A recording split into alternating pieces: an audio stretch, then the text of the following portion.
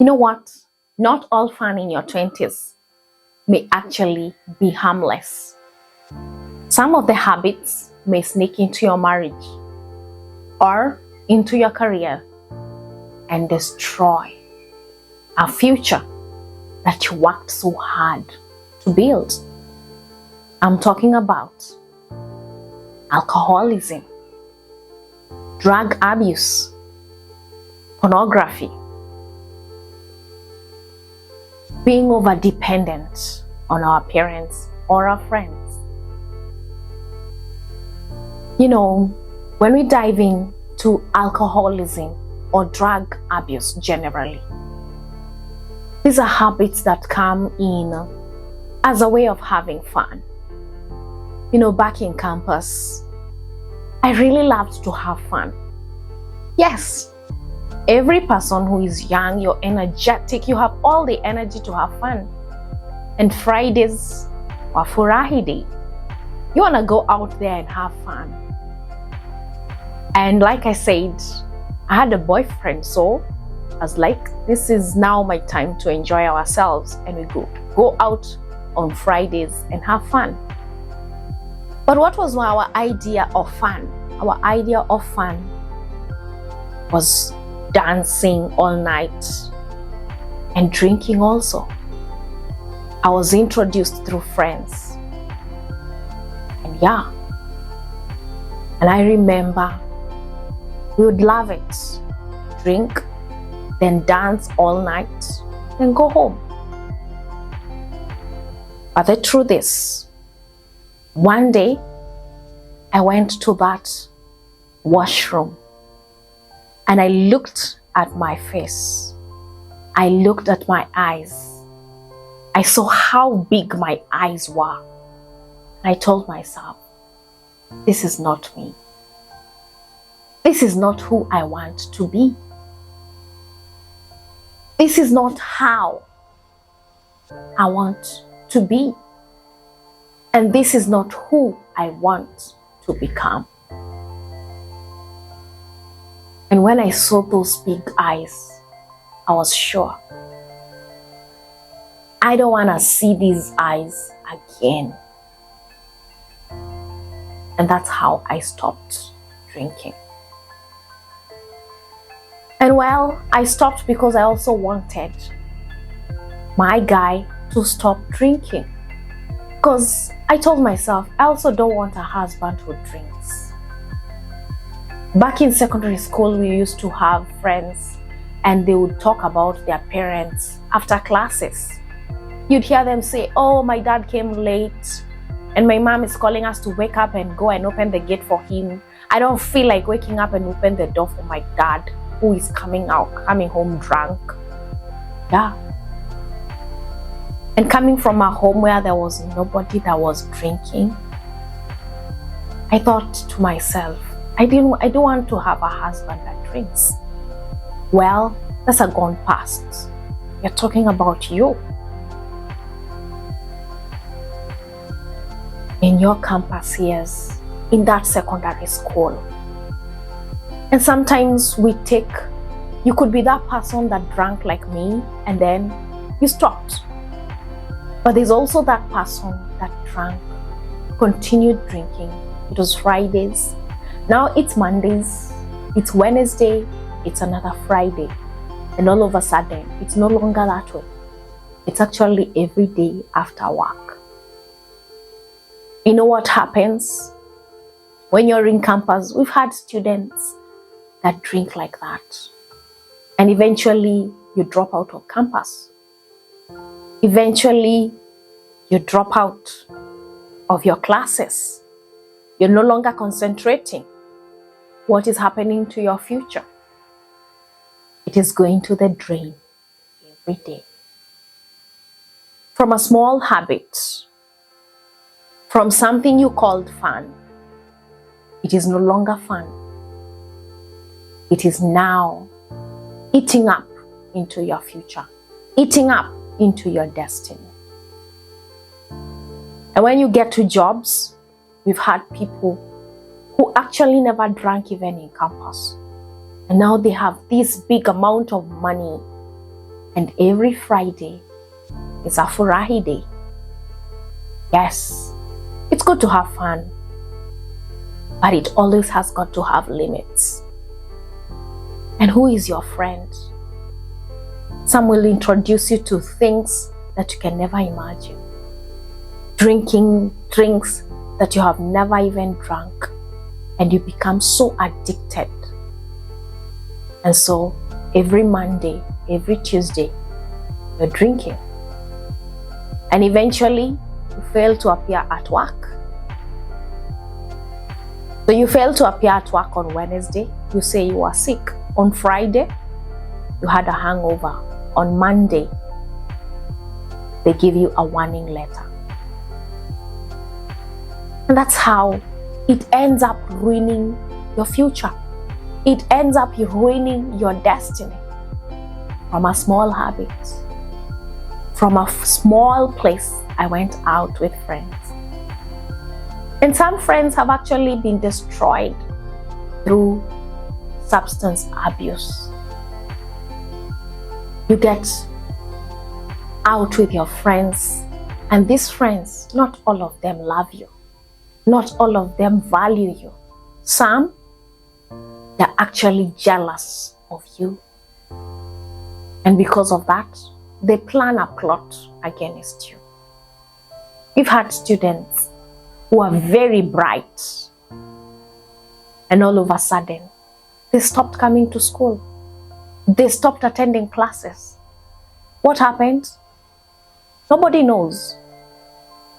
There was a friend somewhere that trained them how to get into drinking and forget about their goals, forget about their dreams, forget about their destiny through a habit that seemed like just a weekend out. The other habit that is actually creeping into our society is gambling.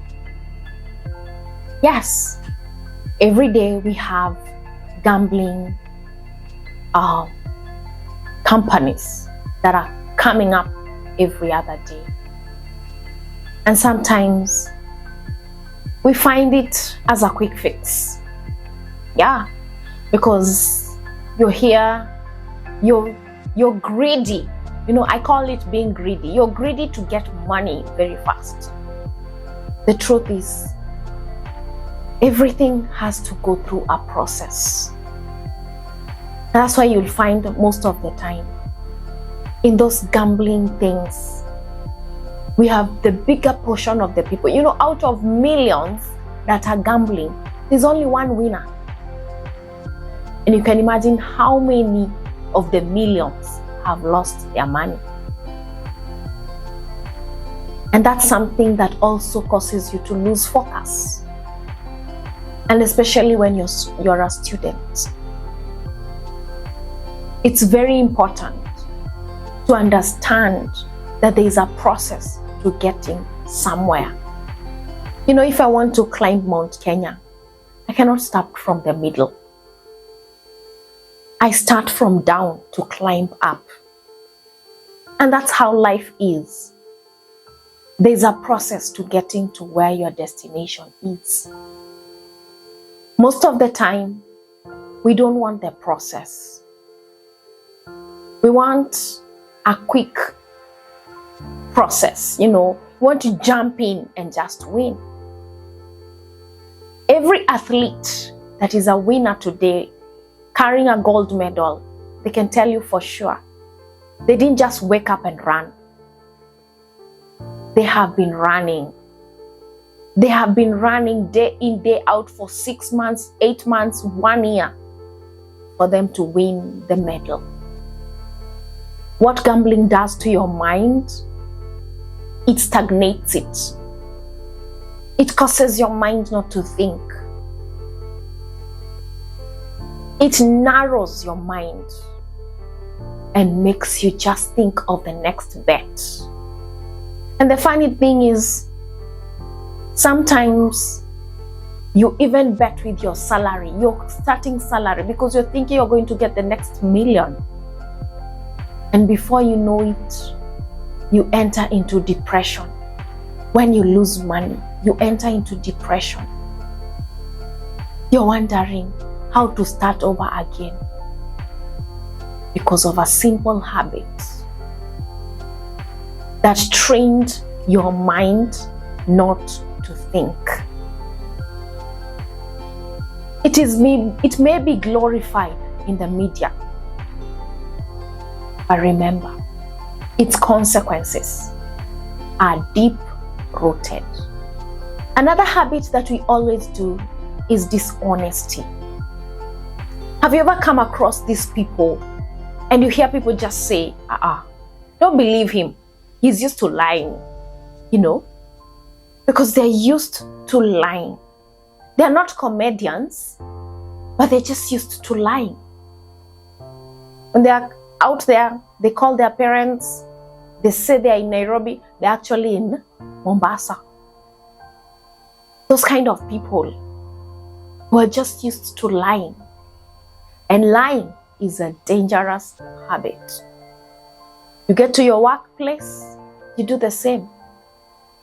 You're ever lying, never available, can't be trusted. It starts from a small habit. Lying to your mom. My money is finished. I need more money. I need more hair.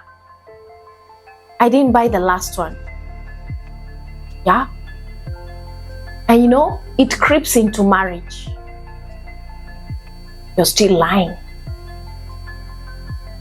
All the time. You're late. Oh, I was late at work. You're going out on a weekend? Yes, I'm actually supposed to be on a mission. Our job has actually asked us to go for a mission, maybe in Naivasha or wherever. And you continue lying, and before you know it, well, some may tolerate you, some they may not. You lose a marriage, you lose a family, you lose people you loved, you lose a job, you lose an income. You'd never get it anywhere else because of dishonesty, a character that you chose to nurture by habitually doing it. And the last thing I want to talk about is over-reliance on our parents or our guardians or our friends. I've had students coming into campus and you hear a parent go down saying, imagine my daughter is coming to campus and she doesn't know how to wash dishes. She doesn't know how to wash her clothes. And I'm like, really? You brought your daughter to campus. She's been relying on you 100%. She doesn't know how to wash dishes, not wash her clothes. And here she is. She has to do it by herself. Not unless you provide money to have a nanny to do that for her. And that over-reliance, it looks more like love. Because that when I'm in trouble, I have someone I can always call. I can call my dad. Please send me some cash. I can call my mom. Please send me some money. And it grows into over-reliance. When you're stuck a little, you call your friends. Hey guys, I'm a little bit stuck. Can you help me? You're in your room, you have a stubborn mate, and you cannot handle it. You cannot tell them, walk out of my room, or just leave. You have to call somebody else. Come and help me. And sometimes our parents do it out of love. And there are times that parent who thinks they're doing it out of love, they pass on. And when they pass on, a child is left stranded. You've never learned to stand on your own. And I'm talking about people who are right now maybe in campus, or you've just left campus. That middle time whereby you're just leaving campus, or you're in campus and getting a job, and you're trying to stand on your own. But instead of standing on your own, you're still dependent on your parents, dependent on your friends, dependent on somebody. It's not bad.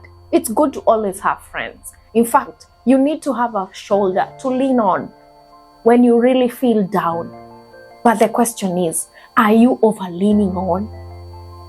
We should be striving for interdependence, not over dependency, whereby after everything, you still need them.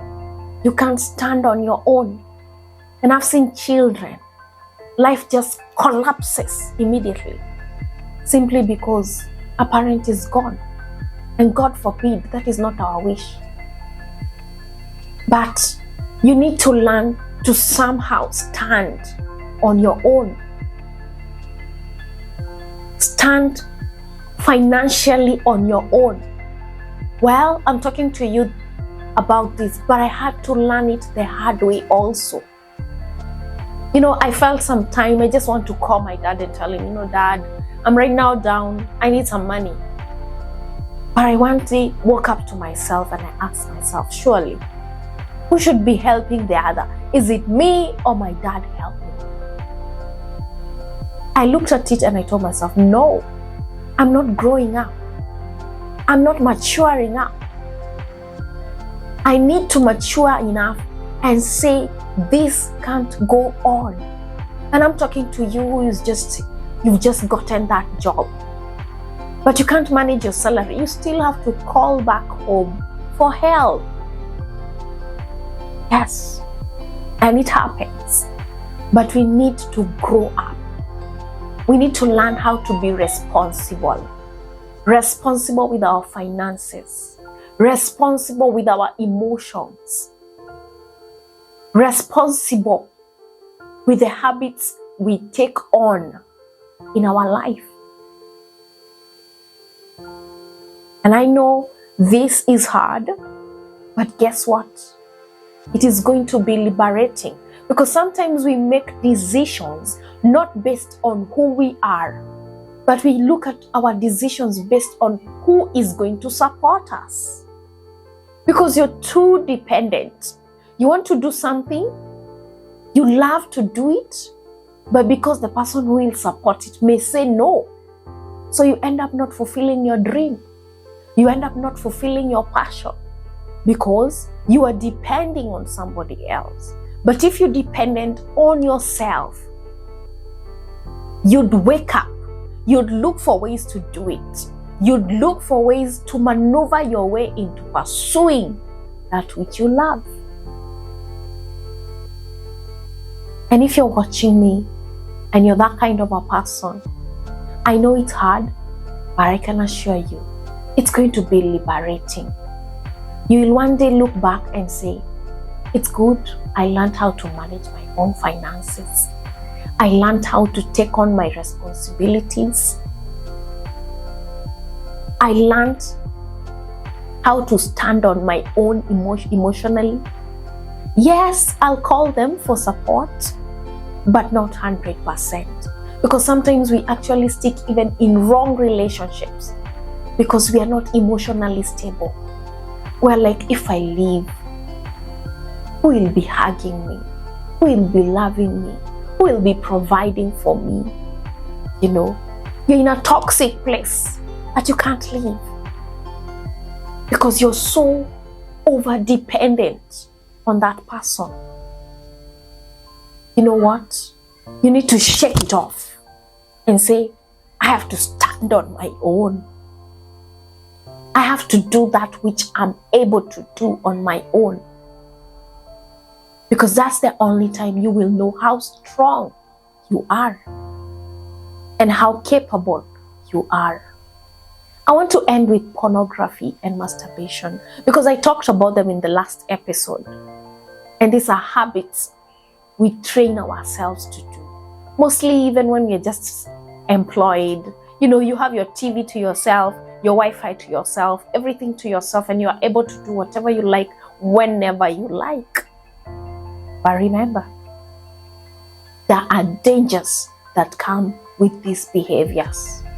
Dangers of lack of satisfaction.